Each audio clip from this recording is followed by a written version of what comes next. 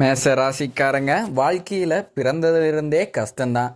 நீங்கள் நினைப்பீங்க மேச ராசிக்கு மட்டும்தான் கஷ்டம் இருக்குதா, ஏன் எல்லா ராசியும் தானே கஷ்டப்படுறாங்க அப்படின்னு நினைப்பீங்க.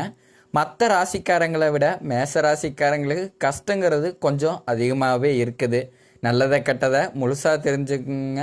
செவ்வாய் ராசியை அதிபதியாக கொண்டவங்க அஸ்வினி, பரணி, கார்த்திகை, ஒன்றாம் பாத நட்சத்திரக்காரங்க ரொம்ப ரொம்ப புத்திசாலிக்காரங்க.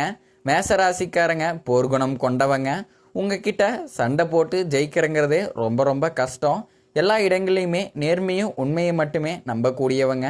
உங்களுக்கு சொந்தமோ பந்தமோ அது தப்புனா அது தப்பு தான். வெட்டு ஒன்று துண்டு ரெண்டுன்னு பேசக்கூடியவங்க. உண்மை நியாயத்திற்கு மட்டுமே என்றைக்குமே கை கொடுப்பீங்க. உண்மைக்கு புறமாக எந்த ஒரு விஷயத்தையுமே செய்ய மாட்டீங்க. இதனால தான் மேசராசிக்காரங்களுக்கு நிறைய கஷ்டங்களும் துன்பங்களும் அதிகமாகவே வந்துக்கிட்டு இருக்கு. புதுமையான சிந்தனைக்கு சொந்தக்காரங்க. பூ போல மனசு, கோபத்தை மறைச்சிட்டு சிரிப்பை மட்டுமே காட்டக்கூடியவங்க. எடுத்த காரியத்தை எப்படியாவது முடிச்சிடணும் அப்படிங்கிறதுக்காக கஷ்டப்பட்டு போராடக்கூடியவங்க. தங்களுடைய கஷ்டத்தையும் கண்ணீரையும் கடுகளவு கூட மற்றவங்களுக்கு தெரியாமல் பார்த்துக்குவாங்க. இதனால் பார்க்குறவங்க எல்லாருமே மேசராசியா இவங்களுக்கு என்னப்பா சூப்பராக இருக்காங்க, இவங்களுக்கு என்ன குறைச்சல் அப்படின்னு தான் நினச்சிக்கிட்டு இருக்காங்க. ஆனால் சாப்பாட்டு கூட கஷ்டப்படுறது உங்களுக்கு மட்டும்தான் தெரியும்.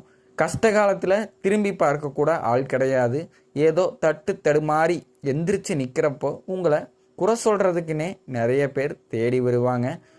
உங்கள் சொந்தக்காரங்க நண்பர்களுக்கு ஒரு தேவை இருக்குன்னா மட்டும்தான் உங்ககிட்ட வருவாங்க. அந்த தேவை முடிஞ்ச உடனே உங்களை தூக்கி போட்டுருவாங்க.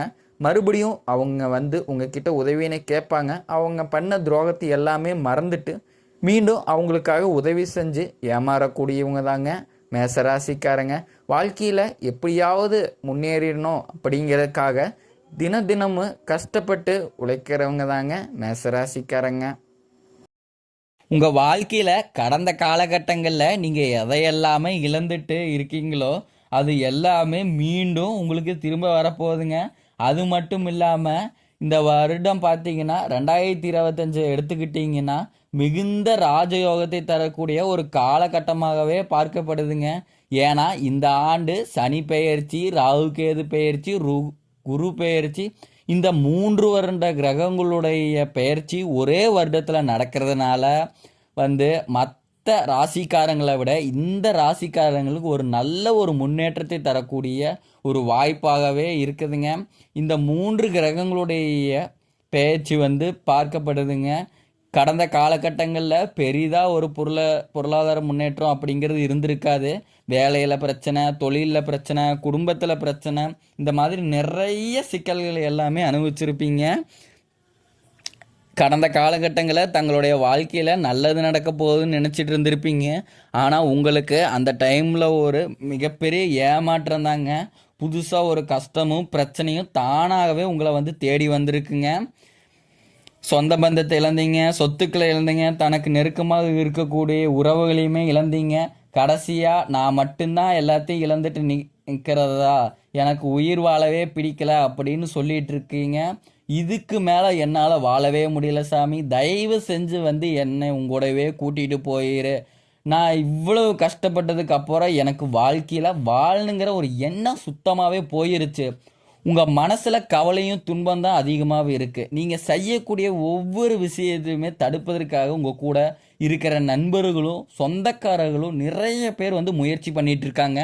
இது எல்லாமே தெரிஞ்சுமே கூட நீங்கள் என்னமோ பண்ணுங்க, எனக்கு என்ன வந்துச்சு அப்படின்னா தன் வேலையில் மட்டுமே என்னைக்கு குறிக்கோளாக இருக்கிறவங்க தாங்க நீங்கள்.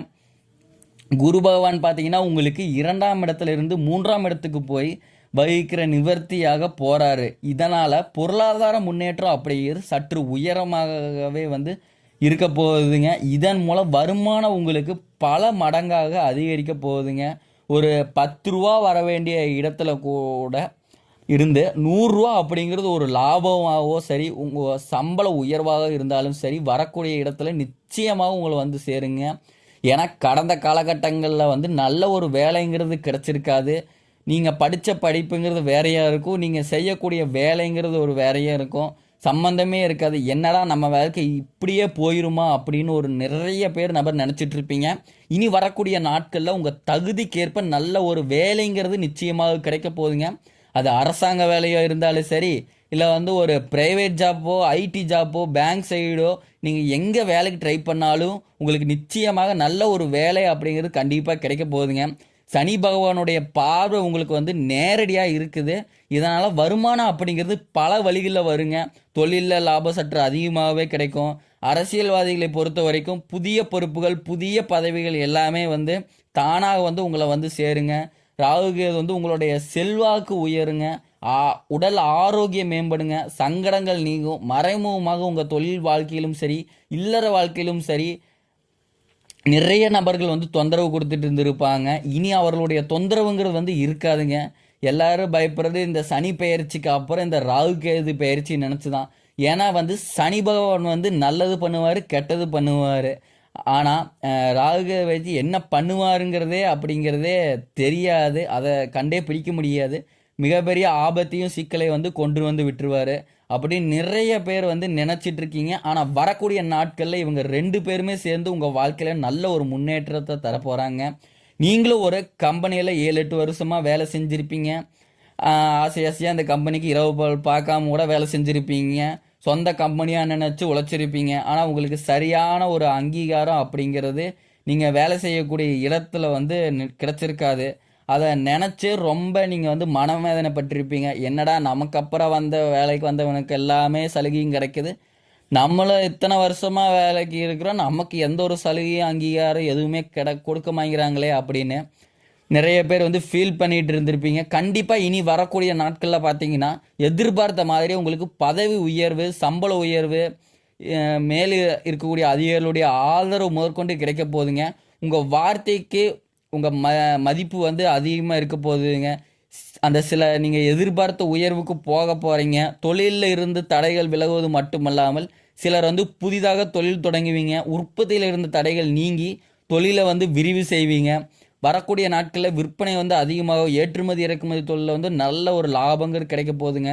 நீங்கள் செய்யக்கூடியது சின்ன தொழிலோ பெரிய தொழிலோ நல்ல ஒரு வளர்ச்சி அப்படிங்கிறது நிச்சயம் உங்களுக்கு ஏற்படுங்க. கடந்த காலகட்டங்களில் திருமண நிலை அப்படிங்கிறது ஏதாவது ஒரு வகையில் தடைப்பட்டு தான் போயிட்டு இருந்திருக்கும்.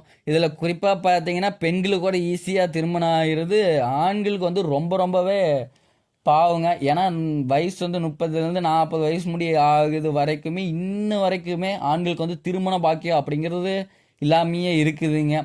ஏன்னா பொண்ணு வீட்டில் பார்த்தீங்கன்னா நம்ம மாப்பிள்ளை நல்ல வேலையில் இருக்கணும், காடு வேணும், வீடு வேணும், வசதி வாய்ப்பாக பார்க்குறாங்க. நல்ல ஒரு ஐடி ஜாப்போ கவர்மெண்ட் ஜாப்பில் இருக்கணும் அப்படின்னு ரொம்ப எக்ஸ்பெக்ட் பண்ணுறதுனால ஆண்களுக்கு வந்து ரொம்பவே ஒரு திருமண நிலை அப்படிங்கிறது வந்து தடைப்பட்டு போயிட்டு இருக்குங்க. அது மட்டும் இல்லாமங்க ஜாதகத்தில் பார்த்தீங்கன்னா சுத்த ஜாதகம், ராகு, செவ்வாய் இந்த மாதிரி ஏகப்பட்ட பிரச்சனை எல்லாமே இருக்கிறதுனால இந்த சிக்கல்கள் வந்து ரொம்ப செஞ்சுட்டு இருப்பீங்க.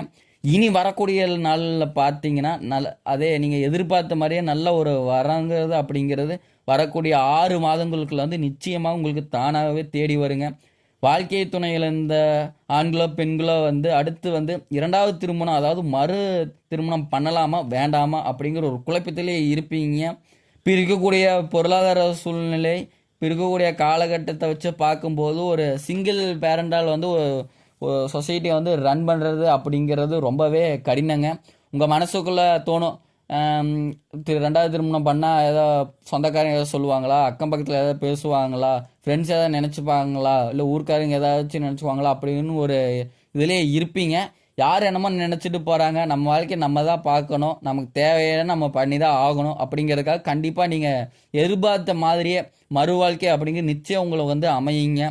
குழந்தை பாக்கியத்துக்காக இயங்கியவர்கள் வந்து நீங்கள் பார்த்தீங்கன்னா போகாத ஹாஸ்பிட்டல் இருக்காது. கோவில் சாமி டெய்லி நான் 3 நாள் வாரத்தில் போய் சாமி கும்பிட்டு வரேன், 7, 8, 5, 6 வருஷமாக இருந்து குழந்தை பாக்கியம் அப்படிங்கிறது எதுவுமே இல்லாமல் இருக்குது அப்படின்னு கஷ்டப்பட்டு இருப்பீங்க. ஒரு பிள்ளை பாக்கியம் மட்டும் கிடைச்சா நல்லாயிருக்கும் அப்படின்னு நிறைய பேர் எதிர்பார்ப்போடு இருப்பீங்க. இந்த ஆண்டுக்குள்ளே பார்த்தீங்கன்னா நிச்சயமாக உங்களுக்கு குரு பயிற்சி மூலமாக, ராகு கேது பயிற்சி மூலமாக நீங்கள் எதிர்பார்த்த நல்ல ஒரு பிள்ளை பெயர் பாக்கியம் அப்படிங்கிறது உங்களுக்கு விரைவில் வந்து உண்டாகுங்க. பிரிந்திருக்கக்கூடிய கணவன் மனைவி எல்லாமே மீண்டும் ஒரு முறை சேர்ந்து பேசக்கூடிய வாய்ப்பு வந்து கிடைக்கும் பட்சத்தில் மீண்டும் ஒன்றாக இணைந்து வாழ்வீங்க. காதலில் கடந்த காலகட்டங்களில் அதிகமாகவே வந்து தோல்வியை செஞ்சுட்டு இருந்திருப்பீங்க. ஏன்னா பேரண்ட்ஸ் சப்போர்ட் இல்லாமல் ரொம்ப கஷ்டப்பட்டுட்டு காதல் செட் ஆகாமல் இருந்திருக்கும். இனி வரக்கூடிய நாட்களில் வந்து அந்த லவ் வந்து வீட்டில் பேரண்ட்ஸ் கூட சொல்லி பேரண்ட்ஸ் சொல்லி அதை அக்செப்ட் பண்ணி ஏற்றுக்குவாங்க. திருமணம் நடக்கக்கூடிய நிலையும் வரப்போகுதுங்க. இந்த ராசிக்காரங்கள் வந்து கடன் பிரச்சனைங்கிறது 2 லட்சத்துலேருந்து ஒரு 5 லட்சம் முடி எப்படியோ கடன் வந்து இருக்குங்க. அந்த கடன் எல்லாத்தையுமே 2025 முடிஞ்சு 2026 கால் எடுத்து வைக்கிறதுக்குள்ள ஒரு பைசா கடன் இல்லாமல் எல்லா கடனையும் அடைக்கக்கூடிய அளவுக்கு வந்து ஒரு பொருளாதார முன்னேற்றம் அப்படிங்கிறது உங்களுக்கு வந்து இருக்க போகுதுங்க. கடந்த காலகட்டங்களில் பார்த்தீங்கன்னா வந்து நிறைய பேர் வந்து வெளியூர் வெளிநாடு போக ட்ரை பண்ணிட்டு இருந்திருப்பீங்க. எந்த ஒரு இதுவுமே உங்களுக்கு அமைஞ்சிருக்காது. இனி வரக்கூடிய நாட்களில் வந்து நீங்கள் படிப்பதற்காகவும் வேலை செய்வதற்காகவும் தொழில் வாய்ப்புகள் எல்லாமே உங்களுக்கு வந்து விரைவில் கிடைக்க போகுதுங்க.